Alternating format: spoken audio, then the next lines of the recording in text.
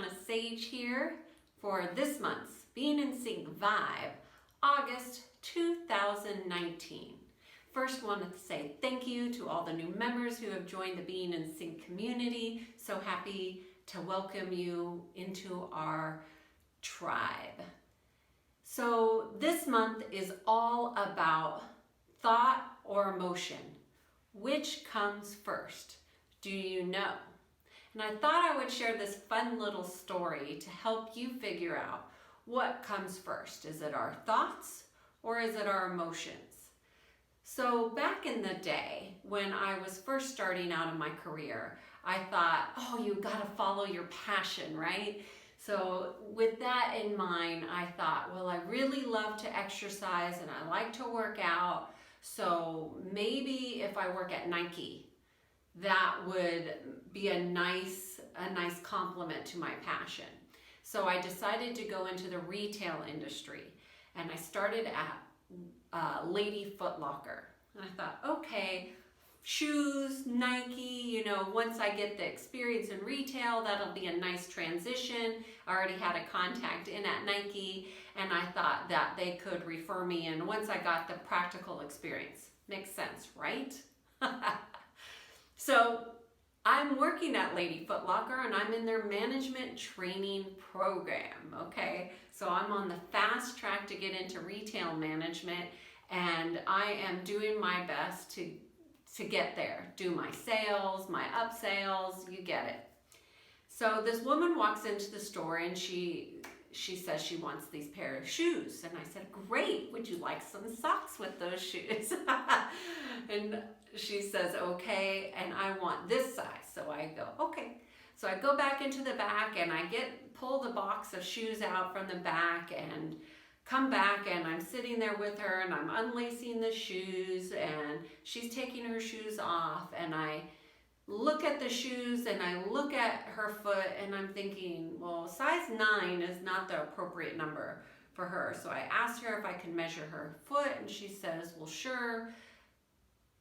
I measure her foot, and her foot is actually a size 11, but she ordered a size 9. And I said, well, these shoes aren't really going to fit you because your foot is much larger than the 9 that you ordered. And I said, I could just go back into the back and get you a size 11. She said, no, I want a size 9.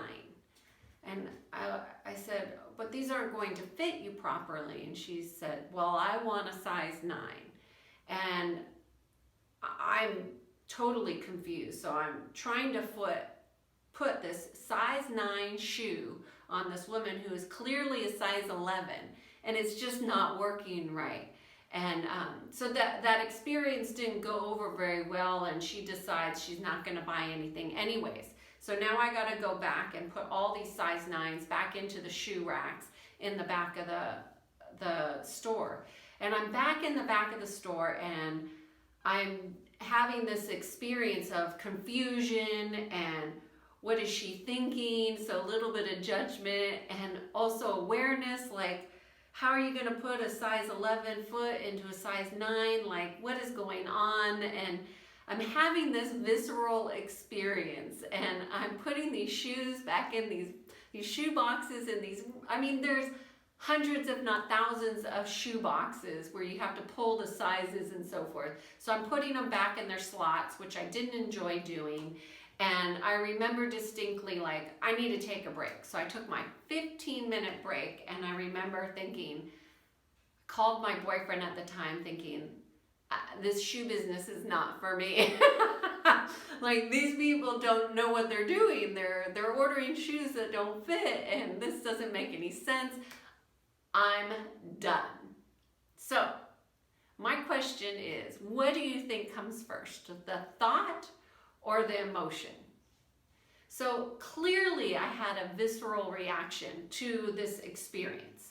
I was emotionally charged, I was confused, I was dumbfounded, I was irritated, I was in judgment. Those are all emotions. Emotions always precede our thoughts, 100% of the time. But so much of our attention goes on our thoughts that we forget to to trace things back to our emotions, because we were never taught to get in touch with our emotions. Tell me one class in your whole educational system where you were taught to get in touch with your emotions. I know for my experience, zero. I mean, everything as far as emotions and getting in touch with them, I have had to learn myself.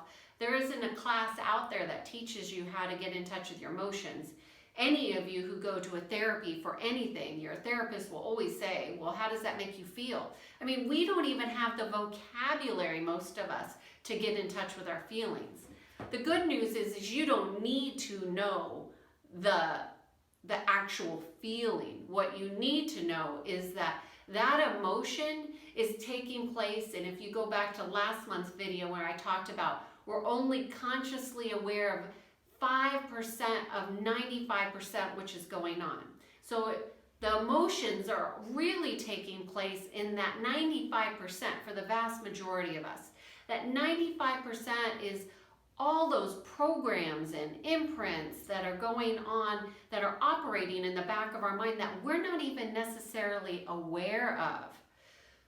So you might be thinking, well, how do I become more aware of my emotions? And I did post a Facebook Live video on the Being in Sync with Kiana Facebook page. So if you want to go check that out, I'll go do that. And it's a really short video on how to get in touch with your emotions. That was the whole video. I didn't talk about anything else other than that. So being aware is really helpful. But the other thing that would help you is to understand what are the most frequent programs that are running in the background. And that 95%, what do you think those are? Well, in my experience, fear is number one. Fear, worry, overwhelm, worthiness, whether you have a lack of worthiness, which most people do, even perfectionism, and you've just resigned that I'm always going to be a perfectionist and that's just how it is. These are all programs that are running in the background. Those programs, as we become aware of what goes into them, we can transmute them. We can change our entire state of being when we get rid of fear. And there is all kinds of fears that are running. The other day, I had a client that was talking about a fear of dying. You know, he had a constant fear of dying alone. And we cleared that by tapping into that particular fear and clearing every place that runs in the background of that 95%. So the best way that you can address your emotions is by 1, feeling them, 2, reflecting on them, and 3, having a session with me. The other thing that I wanted to talk about today, really importantly, is what I believe true leadership is. And true leadership is really celebrating one another. So for those of you who've been following for quite some time, you've noticed that in the last 2 to 3 months, I've had 7 different clients get promotions or jobs in new areas, which is very, very exciting. And congratulations to you all. Some of these clients were a part of an emerging leader program that I ran, and some of them are from other past experiences. But here's the thing. True leaders really take time to celebrate the successes of others. And so this challenge really goes out to those emerging leaders who are maybe listening, is how are you celebrating the successes of your peers, of your subordinates, of your colleagues?